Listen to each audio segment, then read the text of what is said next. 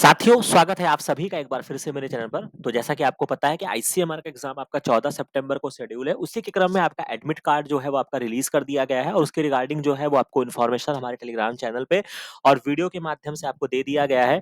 तो अब हम यहाँ पे जो पर्टिकुलर बात करने वाले हैं कि क्या-क्या इंस्ट्रक्शंस आईसीएमआर ने बोले हैं कि जो आपको एडमिट कार्ड को फॉलो करना है, मतलब एडमिट कार्ड में जो मेंशन है उसको आपको फॉलो करना है। तो उसी के क्रम में उसको डिटेल में मैं आपको समझा देता हूँ ताकि वहाँ पे कोई भी तरीके की आप गलती ना करें।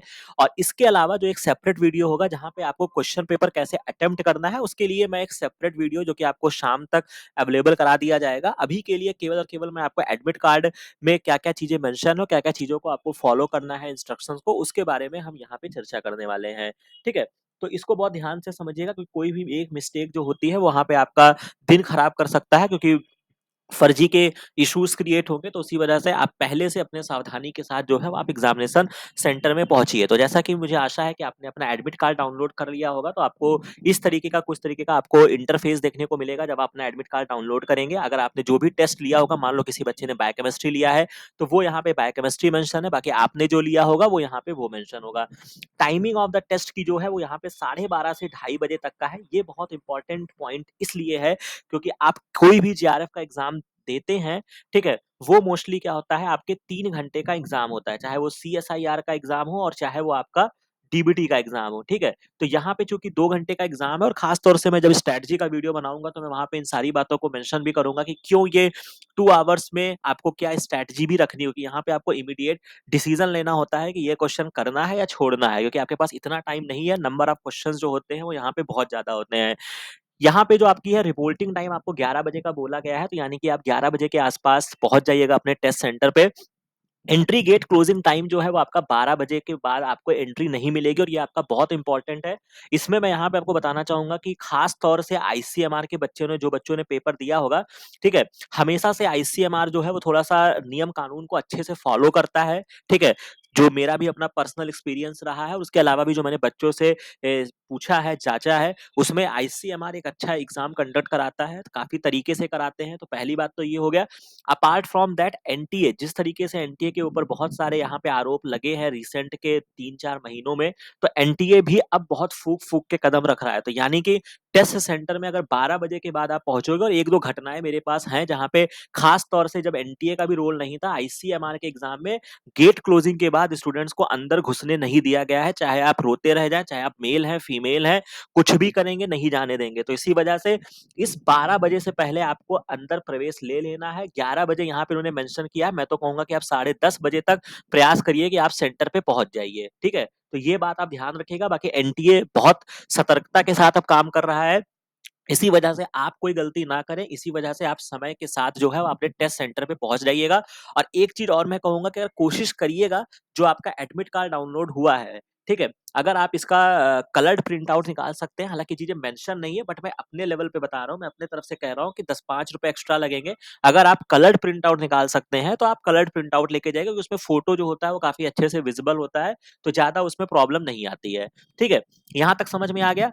दूसरी बात क्या है कि जब आप एडमिट कार्ड को डाउनलोड करेंगे, वहीं पर आपको एक सेल्फ डिक्लेरेशन और अंडरटेकिंग दिया होगा, जहाँ पे आपको यहाँ पे अपना नाम फिल करना है और यहाँ पे आप कहाँ के रहने वाले हैं उसको फिल करना है। और बाकी इसमें बस यही बताया गया कि आपने जो भी इंस्ट्रक्शंस दिए गए हैं, इन्फॉर्मेशन बुलेटिन है, गाइडलाइंस है, उन सबको आपने अच्छे से पढ़ लिया है, ठीक है? इसके बाद क्या करना है, यहाँ पे आपको अपनी फोटो चिपकानी है। और ये बहुत इंपॉर्टेंट पॉइंट है कि जो फोटो होना चाहिए वो same as uploaded on the application form to be affixed before reaching the centre, यानी कि ये पर्टिकुलर काम आप एग्जामिनेशन सेंटर पहुँचने से पहले, यानी कि आप अपने घर पर भी लगा सकते हैं। लेकिन जो यहाँ पे फ़ोटो आपकी लगेगी, वो आपकी डिट्टो सोम सेम होनी चाहिए, जो आपने अपने एप्लीकेशन फ़ॉर्म में अपलोड किया होगा, ठीक है? तो कोई बड़ी बात नहीं है, जो आपने अपलोड किया होगा उसको निकलवा लीजिएगा, एक और कॉपी बनवा लीजिएगा, तो ये आपके लिए इम्पोर्टेंट हो जाता है। इसके बाद यहाँ पे आपको लेफ्ट थंब इम्प्रेशन लगाना है, जो भी चाहें तो आप अपने एग्ज़ामिनेशन सेंटर पहुँचने से पहले लगा सकते हैं, बाकी अगर आप नहीं भी लगाते हैं, तो भी आप एग्ज़ामिनेशन सेंटर पहुँचते हो, तो वहाँ पे व्यवस्था रहती है, ठीक है? बट फिर भी ये 2 चीज़ें ऐसी हैं कि जो आप अपने अपने लेवल पे आप कर सकते हैं, मतलब ठीक है, एग्जामिनेशन हॉल में पहुँचने से पहले। लेकिन जो कैंडिडेट का सिग्नेचर है, जो यहाँ पे सिग्नेचर होगा, ये आपको अपने इन्विजिलेटर के सामने करना है। यानी कि ये काम आपको day of the examination in the presence of the invigilator. तो यानी कि जो वहाँ पे कक्ष निरीक्षक होगा, एग्जामिनेशन का जो निरीक्षक होगा, उसके सामने आपको ये कार्य करना है। तो ये 2 काम जो है वो आप अपने घर से कर सकते हैं, लेकिन ये काम जो है वो आपको कब करना है? एग्ज़ाम डे में करना है, यानी कि एग्ज़ाम के दिन करना है। तो यहाँ तक बात समझ में आ गई? कोई दिक्कत नहीं आएगा। इसके बाद अगर मैं बात करता हूँ, फर्दर की बात करता हूँ, तो क्या-क्या जो इम्पोर्टेंट इंस्ट्रक्शन है, वो मैं आपको बता देता हूँ। ठीक है? सबसे पहले तो आपको अपने रिपोर्टिंग टाइम के समय अनुसार पहुँचना है। कोई कैंडिडेट जो होगा वो कोई भी गलत चीज़ें आपको नहीं लेकर जानी है एग्ज़ामिनेशन हॉल में। If candidate is found any unfair means या examination practice at any stage of the examination, उसका कैंडिडेचर जो है वो कैंसल कर दिया जाएगा। आपके ऊपर लीगल एक्शन भी हो सकता है, या आपको फर्दर जो भी एनटीए एग्ज़ाम कंडक्ट कराता है, आपको सभी जगह से क्या कर दिया जाएगा, आपको डिस्क्वालिफाइड कर दिया जाएगा, या आपको मतलब कह सकते हैं कि हटा दिया जाएगा। ठीक है? तो आप फर्दर कभी भी आप एनटीए के द्वारा किया गया एग्ज़ाम नहीं दे पाएँगे, तो ये सब एक्टिविटी में मत इन्वॉल्व होइएगा। No candidate shall be permitted to enter the after the gate closing of the gate. ये बहुत इंपॉर्टेंट है, जो मैंने अभी आपको बताया कि ये पास्ट में ऐसे इंसिडेंट खास तौर से आईसीएमआर ने करके रखा है, और अभी तो एक डेडली कॉम्बिनेशन हो गया है आईसीएमआर और एनटीए का, तो दोनों ही बहुत अच्छे से वहाँ पे आपको नियम फॉलो कराएँगे। तो गेट क्लोजिंग टाइम के बाद एंट्री नहीं देंगे, इन्होंने यहाँ पे मेंशन किया है। तो अगर आपके साथ कुछ भी ऐसा होगा, तो ये मत सोचना कि मैं हाई कोर्ट में और सुप्रीम कोर्ट में केस कर देंगे इनके ऊपर, कुछ नहीं कर पाओगे, क्योंकि यहाँ पे इन्होंने एडमिट कार्ड में ही इन्होंने इस बात को मेंशन कर दिया है। इसके बाद no candidate shall be permitted to leave the examination room before the end of the examination, यानी कि ये नहीं है कि वैसे भी 2 घंटे का एग्जाम है, तो ऐसा नहीं है कि बीच में एग्जाम छोड़ने का मन हुआ कि अब नहीं देंगे, अब जा रहे हैं, तो इक्वल नहीं होगा। एक बार एग्जामिनेशन हॉल के अंदर पहुंच गए, तो आप एग्जामिनेशन देकर ही बाहर निकलेंगे। इसके बाद आपको क्या करना है, जब आपका एग्जामिनेशन कंप्लीट हो जाएगा, तो आपको इन्विजिलेटर का वेट करना होगा। अपनी सीट को तब तक नहीं छोड़ना है जब तक कि आपको परमिट ना किया जाए। ठीक है? इसके बाद all the candidate are required to download and read carefully. आपको सारे इंस्ट्रक्शन जो कि मैं अभी आपको बता रहा हूँ वो पढ़ लेना है। एडमिट कार्ड जो है उसमें 3 पेज है। पहला पेज जो है उसमें सेंटर का डिटेल है, सेल्फ डिक्लेरेशन है, दूसरे पेज में आपके इंस्ट्रक्शन है, और तीसरे पेज में आपका इम्पोर्टेंट एडवाइजरी है। एडमिट कार्ड आपका प्रोविजनल है। इसके अलावा कैंडिडेट जो है उनको लोकेशन, आपका जो टेस्ट सेंटर है, इनको बोलना है कि भैया पहले से उसको वेरीफाई कर लो। चाहो तो एक दिन पहले जाके टेस्ट सेंटर विजिट कर सकते हैं, ताकि बाद में ये मत कहिए कि हाँ बहुत दूर दे दिया तो हम आ नहीं पाए, जा नहीं पाए। ठीक है? तो इस बात को भी इन्होंने यहाँ पे क्लियर कर दिया है, ताकि आपको टेस्ट के दिन कोई भी प्रॉब्लम ना फेस करनी पड़े, इसलिए पहले से ही जाके देख लीजिएगा। इसके अलावा एक और बहुत इंपॉर्टेंट चीज यहाँ पे मेंशन की गई है कि अगर आप कोई अपने रिलीजन, धर्म वगैरह से रिलेटेड कोई भी सामान को अगर आप वियर करना चाहते हैं, दुआ ताबीज जो भी चीजें होती है, ठीक है, तो सेंटर में टाइम से पहुंचे। ये नहीं कह रहे हैं कि हम आपको पहनने नहीं देंगे, लेकिन कह रहे हैं कि भैया समय से पहुंच जाओ, ताकि हम आपकी प्रॉपर चेकिंग कर सकें, ताकि तुमको भी ना कोई प्रॉब्लम हो, ना हमको भी कोई प्रॉब्लम हो। ठीक है? तो इस बात का विशेष ध्यान रखिएगा। इसके बाद no candidate will be allowed to enter the examination centre without admit card और अंडरटेकिंग, या वैलिड आईडी प्रूफ भी आपके पास होना चाहिए। एंड प्रॉपर फ्रिस्किंग, यानी कि कहने का मतलब जब तक वो प्रॉपर निरीक्षण नहीं कर लेंगे, आपको अंदर नहीं जाने देंगे। एक आपके पास वैलिड आईडी प्रूफ होनी चाहिए, वो भी आगे मेंशन होगा तो मैं आपको बता दूंगा, जिसमें बेसिकली आपका आधार कार्ड, पैन कार्ड कुछ भी हो सकता है। इसके बाद सीसीटीवी वहां पे कैमरा वगैरह लगे होंगे। ठीक है? तो बहुत तगड़ी व्यवस्था वहाँ पे करके देने वाले हैं, तो कोई भी गलत एक्टिविटी वहाँ पे मत करिएगा। Candidate will be permitted to carry only the examination में क्या-क्या आप ले जा सकते हैं, तो आप एक अपना ट्रांसपेरेंट वाटर की बॉटल ले जा सकते हैं, अगर आपको लगता है कि प्यास-व्यास लगती है। वैसे कभी-कभी वो प्रोवाइड भी कर देते हैं, बट अगर आपको लगता है कि आप 2 घंटे में आपको प्यास लगेगी, या आपको जो है कि पानी पीते रहना है, तो आप एक अपनी ट्रांसपेरेंट वाटर की बॉटल ले जा सकते हैं। एक अपना पेन ले जा सकते हैं, जिससे आप कोई भी रफ कार्य करेंगे।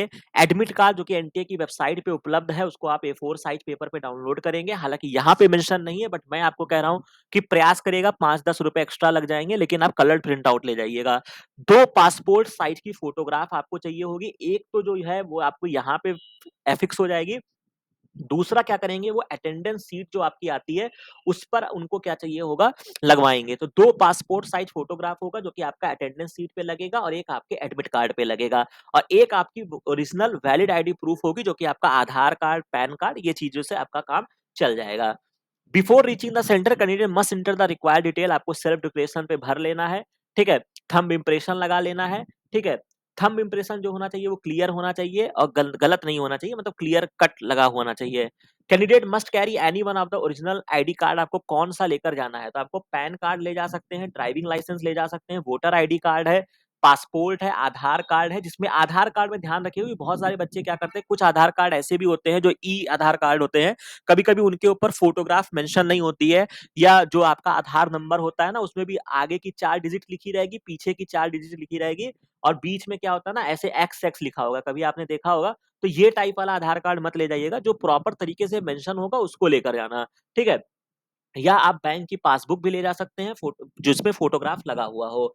अदर आईडी फोटोकॉपीज आपको attested scan photo of ID in the mobile phone will not be considered to in the valid ID proof. यानी कि एक चीज ध्यान रखिएगा, आपको आईडी कार्ड ओरिजिनल लेकर जाना है, उसकी फोटोकॉपी नहीं लेकर जानी है। और खास तौर से जो आजकल चलता है कि हालांकि ये तो गवर्नमेंट का ही ऐप का है, डिजी लॉकर, जहां पे आप बहुत सारे अपने सर्टिफिकेट्स को क्या करते हैं, डाउनलोड कर सकते हैं। तो ये नहीं है कि आप डिजी लॉकर के माध्यम से आपने दिखा दिया, ठीक है? तो ये ऑनलाइन ऑनलाइन का सिस्टम नहीं है। आप अपने एक ओरिजिनल जो है अपने हैंड टू हैंड लेके जाइएगा, ठीक है? ये आपको क्लियर हो गया। बाकी जो कि पीडब्ल्यूडी कैंडिडेट्स होंगे, जिनको पर्सन विद डिसेबिलिटी वाले कैंडिडेट्स होंगे, उनको एक्स्ट्रा 20 मिनट का टाइम दिया जाएगा हर घंटे के हिसाब से, ताकि वो अपना कार्य कर सकें, ठीक है? इसके अलावा ये तो उनके लिए बात हो जाती है। तो scribe provided by the NTA must also carry self declaration वगैरह, उनका भी अपना पर्टिकुलर रहेगा, तो वो अलग विषय हो जाता है, ठीक है? Candidate are not allowed to carry any other personal belonging including electronic devices या मोबाइल फोन। ये आपको नहीं लेकर जाना है। खासतौर से आजकल इलेक्ट्रॉनिक वॉच का बहुत चलन है, तो वो भी आपको नहीं लगाना। मैं तो कहूंगा बहुत ज्यादा चीज लगाओ ही नहीं, एकदम बिंदास होकर एग्जाम देने जाओ, ठीक है? बढ़िया लोअर टी शर्ट पहन के, ठीक है? ज्यादा कोई सामान वामान भी नहीं, बेल्ट वेल्ट भी लगा के जाओगे तो उतरवा लेंगे चमड़े की चीजें, ठीक है? 100-200 रुपए कैरी कर लेना कि एग्जामिनेशन सेंटर तक पहुंच जाओ और एग्जामिनेशन सेंटर से वापस आ जाओ, ठीक है? और खास तौर से लौट तो आओगे ही, पहले पहुंचने की व्यवस्था कर लेना, ठीक है? तो ये सब चीजों को मत लेकर जाना। Examination officer will not be responsible for आपके सेफिंग, मतलब सामान की सुरक्षा के लिए वो लायबल नहीं है। तो ये सब अपने रिस्क पे लेकर जाना है। इसके अलावा जो आपका जूता है, shoes, footwear with thick soles and garments with large button are not permitted. ये आपका बहुत इंपॉर्टेंट है, इसमें विशेष ध्यान रखिएगा। पहली बात तो आप जूता वगैरह मत पहन के जाओ, क्योंकि वहां पे वो उतरवा लेंगे। फिर हो सकता है कि वहां पे कितनी सियोरिटी रहे कि वो आपको सही से रखेंगे नहीं रखेंगे, तो एक तो उन्होंने वो मना कर दिया है। और गारमेंट्स वगैरह भी, यानी कि जो आप कपड़े वगैरह भी पहनेंगे ना, उसमें कोई ऐसा ना हो कि उसमें बहुत सारे बटन हो, क्योंकि जो उनके पास इलेक्ट्रॉनिक डिवाइसेस होती है ना, जिससे वो चेक करते हैं, तो वो क्या होता है ना कि वो आपका नॉर्मल बटन तो कुछ नहीं करेगा, बट वो बटन भी उसमें डिटेक्ट हो जाता है, तो वो फिर वो फर्जी का क्योस क्रिएट करता है। फिर आपकी एक लेयर और चेकिंग होगी, ठीक है? हालांकि रोकेगा कोई नहीं आपको, लेकिन ये सब चीजें जो होगी ना, वो आपको फर्जी का आपका टाइम खराब करेगा और आपका दिमाग जो होगा वो डाइवर्ट होगा। ब्लैंक पेपर शीट जो होगा, एक रफ वर्क करने के लिए आपको प्रोवाइड किया जाएगा एग्जामिनेशन हॉल में। अपना नाम उस पे लिखना होगा, रोल नंबर लिखना होगा टॉप पर, और आपको एग्जामिनेशन खत्म होने के बाद उसको वहीं पर ड्रॉप कर देना है, लेकर नहीं आना है। Candidate should ensure the question paper available, जो आपको कंप्यूटर स्क्रीन पे दिखेगा, जो आपने डिसिप्लिन या सब्जेक्ट को चूज किया है वो वहां पे मेंशन हो, जो आपने मतलब एडमिट कार्ड पे मेंशन है आपने जो चूज किया है। अगर कोई और क्वेश्चन पेपर गलती से भी आपको रिफ्लेक्ट हो गया, सपोज दैट आपने बायोकेमिस्ट्री आपने चूज किया है और आपको पेपर जो है वो बायोटेक का दिख रहा है, तो तुरंत आपको क्या करना है, अपने वहां पे जो निरीक्षक है उनको बताना है, ताकि वो फिर इसको सॉर्ट आउट कर सके। ठीक है, बात समझ में आ गई? इसके बाद किसी भी स्टेज पे अगर आप कोई गलत एक्टिविटी करते हुए पाएंगे तो आपका लीगल एक्शन हो सकता है, वो बातें यहाँ पे बताई गई है। जो भी इंफॉर्मेशन है वो आपको एनटीए की ऑफिशियल वेबसाइट पे मिलेगा। हेल्पलाइन नंबर है, मेल है, आप इसमें और भी क्लैरिफिकेशन या कोई भी अगर आपको डाउट है तो आप इस पर्टिकुलर नंबर पे आप उनको कॉल कर सकते हैं। बाकी एक और इंपॉर्टेंट एडवाइजरी है, ये पहले नहीं ऐड होता था, जब से एनटीए के ऊपर काफी ज्यादा क्या बोलते हैं कि एक तरीके का आरोप वगैरह लगे हैं कि ये पेपर लीक हो रहे हैं, बहुत सारी चीजें हो रही, तब से ये एक लेयर और एक्स्ट्रा जो है वो केयरफुल हो गए हैं। तो उसमें इन्होंने आपको मेंशन किया है, कुछ एडवाइजरी है कि आपको बताया गया है कि कैंडिडेट हैज बीन कैंसिल्ड किया जा सकता है, have been debarred for the 3 year for appearing in the examination. अगर आप किसी भी तरीके से नकल करते हुए, चीटिंग करते हुए या कुछ भी गलत एक्टिविटी करते हुए पकड़े जाते हैं तो आपको 3 साल तक आप पे रेस्ट्रिकेट किया जा सकता है। क्रिमिनल प्रोसीडिंग आपके ऊपर इनिशिएट किया जा सकता है अगर आप चीटिंग करते हैं, ठीक है? एडॉप्ट मैल प्रैक्टिस वगैरह प्रैक्टिस में आप पकड़े जाते हैं तो भी कर सकते हैं, और स्ट्रिक्ट एक्शन यानी कि सीबीआई इंक्वायरी भी आपके ऊपर हो सकती है। तो बहुत ध्यान से रहिएगा, वहां पे कोई भी गलत एक्टिविटी करने का प्रयास मत करिएगा। NTA deployed many modern technology का भी ये इस्तेमाल कर रहे हैं, इस बात को भी उन्होंने मेंशन किया है कि भैया हमारे पास सीसीटीवी रिकॉर्डिंग होगी, ठीक है? बहुत सारे हम जैमर को लगाए हुए हैं, बहुत सारी टेक्नोलॉजी को हम यूज कर रहे हैं जो हम आपको बता भी नहीं सकते हैं, आर्टिफिशियल इंटेलिजेंस का भी हम यूज कर रहे हैं। तो कुल मिला के आपको सीधे तरीके से सचेत किया जा रहा है कि कोई भी वहां पे मैल प्रैक्टिस मत करिएगा, नहीं तो बहुत लंबा नुकसान आपको हो सकता है।